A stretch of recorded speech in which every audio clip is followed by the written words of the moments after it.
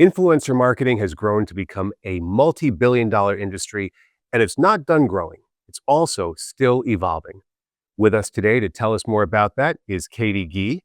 Katy is a senior planner at AMS and author of the article Rethinking Influence: How Brands and Creators Are Building Long-Term Value Together. It's on Media Village. We'll link to it. Katy, thanks for being here on About That. Thank you for having me. I'm excited to be here. Before we get all excited, we got to define some terms just so to level set and make sure everybody knows what we're talking about.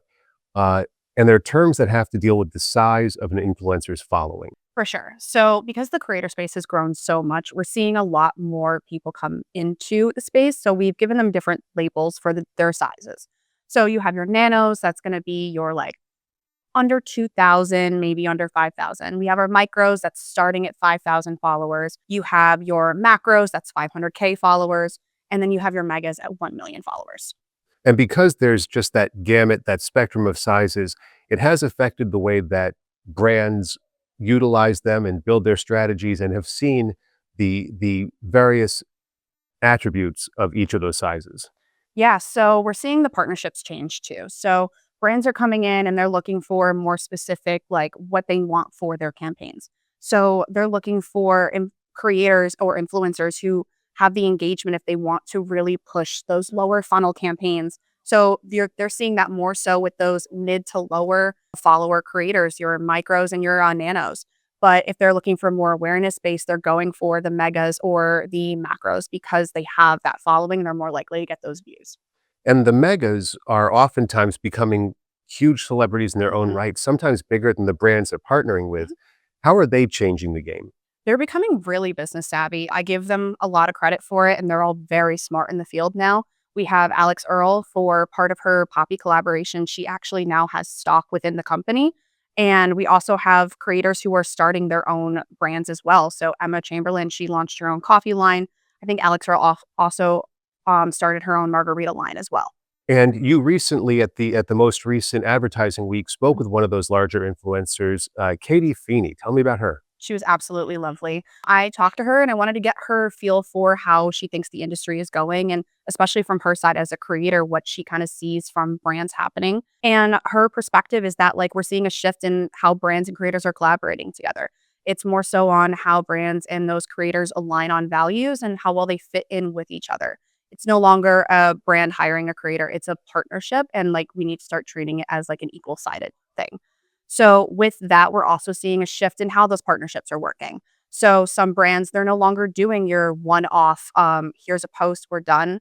It's going to be over an extended amount of time. eMarketer recently posted that it's taking viewers at least 3 times before they even convert on an ad they see from an influencer. They have to see it on their page multiple times. So we're going to see those partnerships expand to maybe 6 months, a year. We're going to see how those contracts go.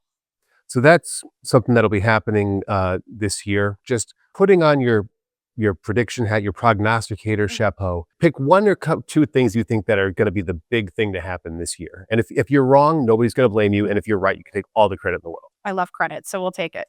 But if I'm wrong, don't blame me. It didn't happen. Yeah, exactly.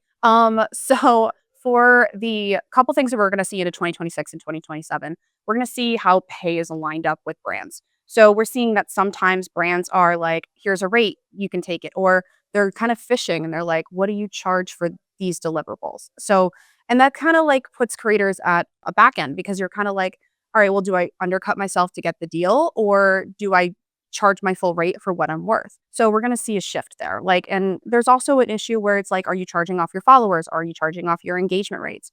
No one really knows. And there's such a discrepancy. So people are just choosing their rates and they're running with it. So we're going to see more alignment on that from both sides, hopefully within the coming year and a half. And you are also an influencer, one that has also done some brand partnerships of her own. While we're here, take advantage of the platform. Plug away. Tell us about your socials. Yeah, I post kind of lifestyle content, like my day in the life running between Philly and New York City and occasionally up here in Rockland County. And with that, I also have my little dog with me most of the time. He's in a lot of my videos, and I'm on Instagram and TikTok at Katy Gee 44. I already follow you, but Yes. You guys should also. And also check out her article, Rethinking Influence: How Brands and Creators Are Building Long-Term Value Together. That's on Media Village. We're linking to it here. Katy Gee, thank you for being here. Thank you for having me. And thank you for watching About That. We'll see you next time.